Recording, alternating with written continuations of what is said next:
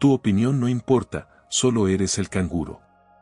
Eso fue lo que me dijo mi hermana, justo antes de irse de viaje a Europa con mis padres, sin llevarse a sus hijos. Estamos descansando, mientras mi pringado de hermano cuida de los niños en España, escribió en Instagram. Me llamo Marcos, tengo 27 años, y durante los últimos 3, mi vida ha estado en pausa. Me convertí en el canguro a tiempo completo de los hijos de mi hermana Patricia, sin siquiera haberlo elegido. Todo empezó de forma razonable. Tras terminar la universidad, me mudé de nuevo a casa de mis padres para ahorrar algo de dinero. Tenía un trabajo remoto, no pagaba alquiler, y las cosas parecían tranquilas. Hasta que volvió Patricia. Separada, con 2 niños pequeños y sin ingresos. La vi rota, agotada. Me dio pena. Así que empecé a ayudar. Un día recogía a Martina de la guardería, otro cambiaba los pañales de Hugo mientras mi hermana decía que necesitaba 10 minutos para respirar. Pero lo que era apoyo puntual se convirtió en rutina. Patricia empezó a dar por hecho que yo estaba allí para todo. Ni siquiera preguntaba. Mis padres no solo lo permitieron, lo celebraban. Eres un sol de hermano, me decía mi madre. Estás ayudando a tu hermana a recuperarse, añadía mi padre. Pero Patricia no se estaba recuperando. Se estaba acomodando. Y yo, me estaba hundiendo. Al segundo año ya salía 3 noches por semana. Volvió a las apps de citas, a los selfies en bares de copas, y a los stories con frases tipo, las mamis también necesitan fiesta. ¿Y quién le leía cuentos a los niños? ¿Quién limpiaba plastilina del sofá a medianoche? Yo. Si intentaba poner límites, soltaba chantajes emocionales como si fueran caramelos. Y mis padres, en lugar de poner orden, me daban palmaditas en la espalda como si yo fuera un héroe silencioso. El colmo llegó con el viaje a Europa. Patricia y mis padres me lo soltaron en la cocina, como si nada. Nos vamos 3 semanas. Necesitamos desconectar un poco. Yo esperaba que fuera una broma. No lo era. Ni siquiera me preguntaron si podía encargarme de los niños. Me informaron. Como quien deja las llaves del coche al aparcacoches. 3 días después, Patricia subía stories desde Roma, brindando con mi madre. El texto decía: de vacaciones, mientras el pringado de mi hermano cuida de los niños en España. Yo estaba en el sofá, con Hugo dormido sobre mi pecho y Martina viendo Frozen por 5ª vez ese día. No comenté nada. Solo hice una captura de pantalla. Ahí lo entendí todo. No me respetaban. Ni siquiera me veían. Cuando volvieron, me trajo un recuerdo del aeropuerto, un imán. Y se rió del post en la cena familiar, delante de todos. Yo no dije nada. Aún no. Esa misma noche apareció Carlos, mi primo. Llevaba años sin verlo. Vivía en Valencia, trabajaba en el sector inmobiliario, viajaba, vivía su vida.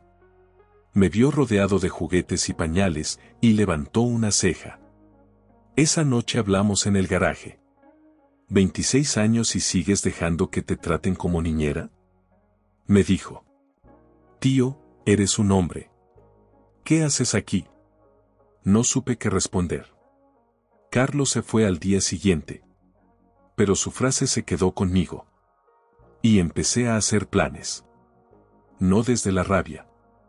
Desde la inteligencia. No exploté.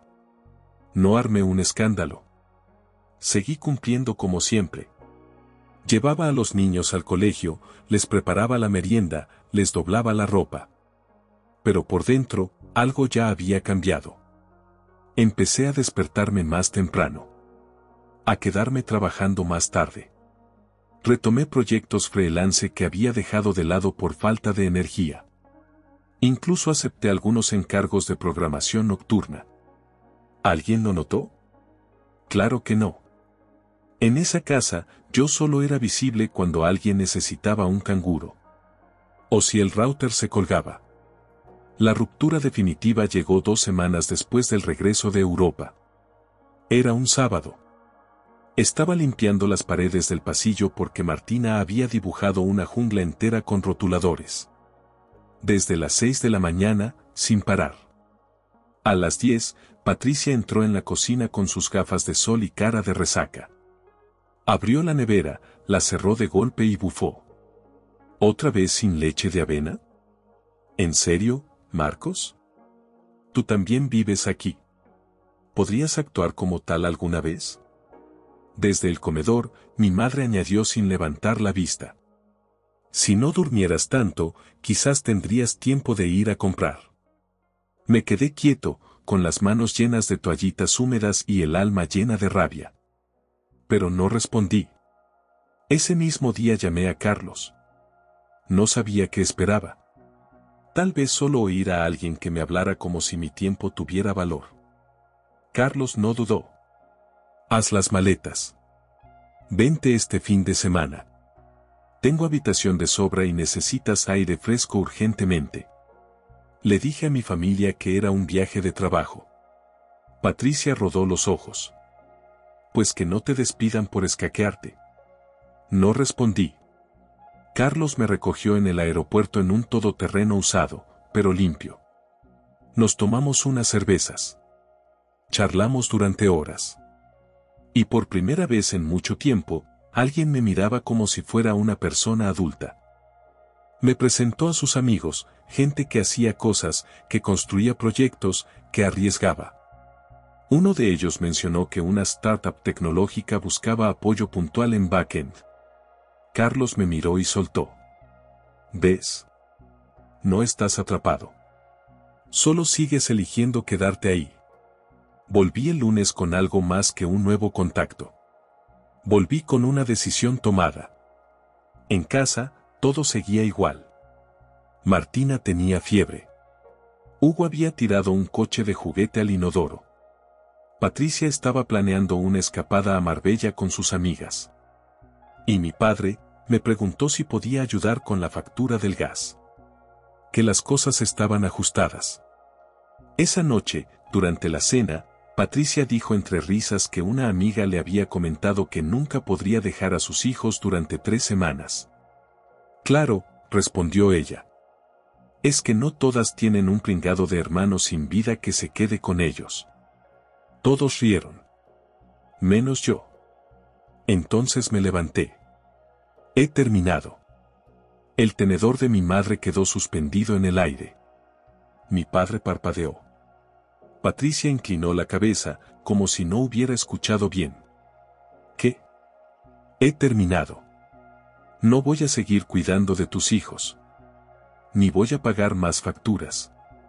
Y tampoco voy a seguir viviendo aquí. Silencio. Después, carcajadas nerviosas. Sí, claro, dijo Patricia. ¿Y a dónde vas a ir? No dije nada. Fui a mi cuarto, saqué la carpeta de la cómoda y puse los papeles sobre la mesa del comedor. El contrato de alquiler. Firmado. Primera mensualidad. Pagada. Fecha de mudanza, mañana. Nadie dijo una palabra. Hasta que mi madre se levantó y me preguntó si hablaba en serio. Asentí. Y fue entonces cuando todo se volvió real. Patricia intentó manipularme una vez más. ¿Vas a abandonar a tus sobrinos? La miré con calma. No. Estoy eligiéndome a mí. Por primera vez. Y me fui. Sin gritos. Sin portazos. Solo cerré la puerta con la dignidad que me negaron durante años. Y eso, solo fue el principio. El día de la mudanza fue irreal. Metí todo lo que poseía en una furgoneta alquilada con lo poco que me quedaba de ahorros, un colchón, un escritorio, algo de ropa y mi portátil.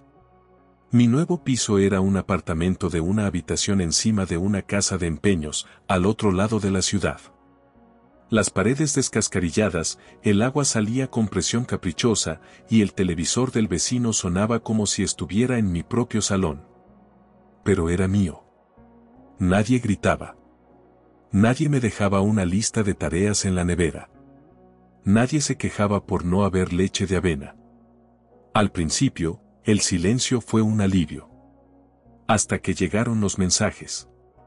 Mi madre. No entiendo por qué haces esto. Mi padre. Estás cometiendo un error. La familia se ayuda. Patricia, sin rodeos. ¿En serio has cambiado tu familia por un cuchitril de una habitación y un sueño de grandeza? No respondía ninguno. No por orgullo, sino porque estaba poniendo a prueba una teoría. Si dejo de tapar las grietas, ¿alguien más agarrará el cubo? Spoiler, no. A final de mes, la basura no se había recogido, la factura de la luz tenía recargos, y el Zoom de Patricia falló en plena entrevista porque el wifi estaba cortado. Yo no dije ni una palabra. Porque llevaba años justificándome, años negociando respeto básico, años intentando poner límites que nadie respetaba. Ya estaba harto de narrar mi valor. Y lo notaron. Mi madre empezó a escribir mensajes más suaves. Mi padre añadía espero que estés bien a sus textos como si lo hubiese copiado de una plantilla de correo corporativo. Incluso Patricia, que nunca dejaba mensajes de voz, me dejó uno. Creo que deberíamos hablar. Lo del testamento no está muy claro. Era un borrador, o algo así. Lo hicieron mamá y papá. Espero que estés bien. No devolví la llamada. Porque no era un mensaje de reconciliación. Era uno de control. Y yo, ya no regalaba ese control. Pero lo curioso del silencio es que, cuando haces espacio, empiezas a ver lo que siempre estuvo ahí. Me di cuenta de lo cansado que estaba. No solo físicamente. Estaba agotado en lo profundo. En cómo empezaba a limpiar mi apartamento y me detenía a mitad de camino. No porque fuera flojo, sino porque ya había gastado toda mi energía arreglando un hogar que nunca fue mío. Empecé a acostarme antes. A cocinar solo para mí. A escuchar música que no me recordaba a nadie. Una noche, saqué un lienzo polvoriento que no tocaba desde hacía un año. Pinté hasta las 3 de la madrugada. Y al día siguiente, al ver el desastre de pinceles y colores por todo el salón, sentí algo extraño. Libertad. Ahí lo comprendí todo. Llevaba años intentando ganarme un lugar en una casa que nunca iba a ser mía. Ni emocionalmente. Ni legalmente. Ni espiritualmente. No se trataba del testamento. Era todo lo que había pasado antes. Las decisiones pequeñas. Los desprecios. Las bromas. Las miradas. Y lo más duro. Si no hubiese encontrado aquel maldito testamento, probablemente habría seguido dando. Por costumbre. Por amor. Por esa ilusión de que si eres leal el tiempo suficiente, al final te valorarán.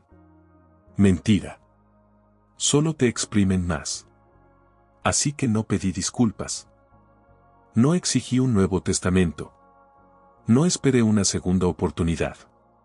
Me dediqué a construir algo propio. Esta vez, solo para mí. La primera vez que vi el anuncio me reí. No fuerte. Una risa seca, breve. Lorena, una ex vecina que aún me seguía en redes, me envió la captura. ¿Te suena esta dirección? Ahí estaba, calle Mayor 218. 3 habitaciones. Un baño y medio. Nuevo tejado, gracias a mí. Plomería renovada, también yo. Baldosas con encanto vintage, más bien una semana de lumbalgia con tutoriales de YouTube. Precio, 390.000 euros. Nota, vendedor motivado. Necesita algo de cariño. Traducción, Aaron puso cinta adhesiva en las bajantes y olvidó limpiar las canaletas antes de la tormenta. Miré la foto de esa casa. Esa donde había volcado tiempo, dinero y salud. Y no sentí rabia. Ni pena. Solo un alivio extraño.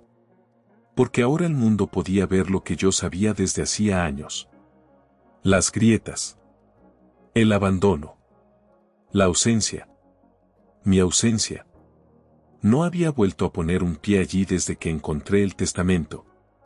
Pero ver esa casa anunciada con palabras como condición tal cual. Fue como un cierre. Un epílogo silencioso. Mientras tanto, mi vida respiraba otra vez.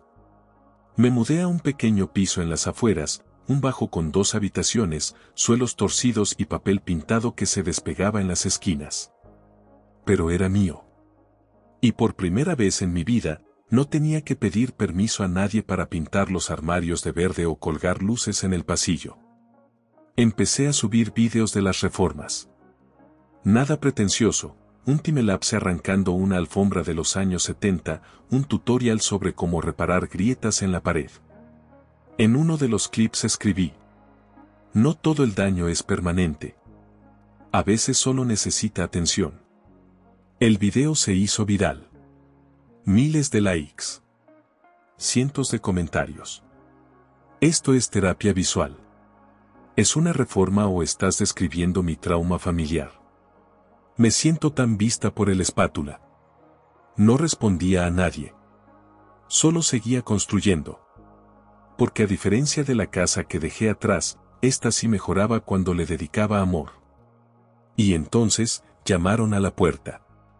Era sábado, cerca del mediodía. Acababa de terminar de pintar los zócalos de la cocina. Estaba descalzo, con un bol de cereales en la mano. Abrí la puerta sin pensar demasiado. Allí estaban. Mi madre. Mi padre. Y Patricia. Ninguno me había llamado. Ninguno había avisado. Simplemente llegaron. Dieron un paso adelante como si todavía tuvieran derecho a ocupar mi espacio. Mi madre empezó a llorar en cuanto cruzó el umbral. Mi padre se mantenía rígido, con las manos en los bolsillos, incómodo. Y mi hermana parecía otra. Más pequeña. Más apagada. Intentamos contactar contigo, dijo mi madre. No estáis bloqueados, respondí. Simplemente no os contesté. Nos sentamos. Los 3 frente a mí. Y entonces Patricia lo soltó. Iré a rehabilitación. En Arizona. No dijo más, pero el subtexto era evidente. Todo se había hundido más de lo que nadie había querido admitir. Al parecer, mis padres tenían a los niños mientras ella ponía en orden su vida. Custodia temporal. Abogados. Servicios sociales. Un caos. No vinieron a pedirme nada. No oficialmente. Solo querían hablar. Mi madre me miraba como si ya no supiera quién tenía delante. Vimos tu video, dijo finalmente. Te veías feliz. Libre. Y por primera vez comprendí algo que no había querido ver. Siempre me habían visto como alguien atrapado. Y les resultaba cómodo que siguiera así. No prometí nada. No ofrecí ayuda. Solo los escuché. Luego los acompañé a la puerta. La cerré.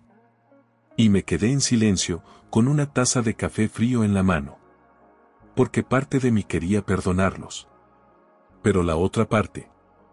La que había aprendido a respirar solo. Esa parte recién empezaba a vivir. Todo había comenzado meses antes. Cuando aún vivía encima de la casa de empeños.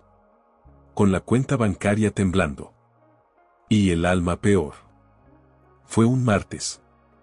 Después de una reunión de trabajo infernal, sin comida en casa y sin haber hablado con nadie en persona en 5 días. Fui al colmado de la esquina.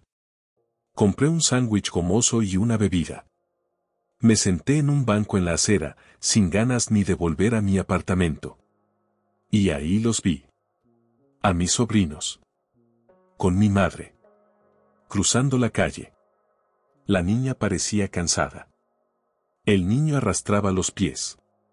Mi madre lo sostenía de las manos como si se le fuera la vida en ello. No me vieron.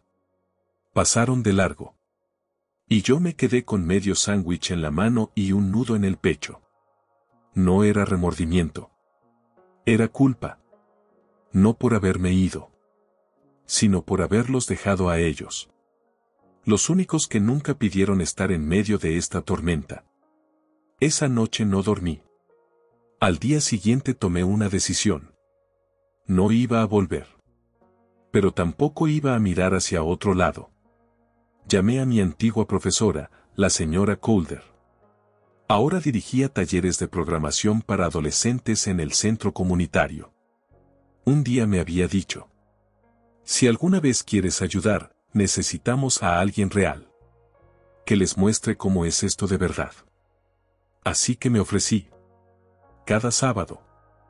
Sin contarle a nadie. Durante 6 semanas enseñé a chavales de 12 a 15 años los fundamentos de Python. Cómo crear minijuegos. Cómo depurar errores. Cómo no rendirse cuando nada compila. No lo hacía por ser un héroe. Lo hacía para seguir siendo humano. Y en una de esas clases ocurrió lo inesperado. Una de las alumnas, Lara, me miró con ojos brillantes y dijo: eres el primer adulto que me explica algo sin gritar. Esa frase me atravesó.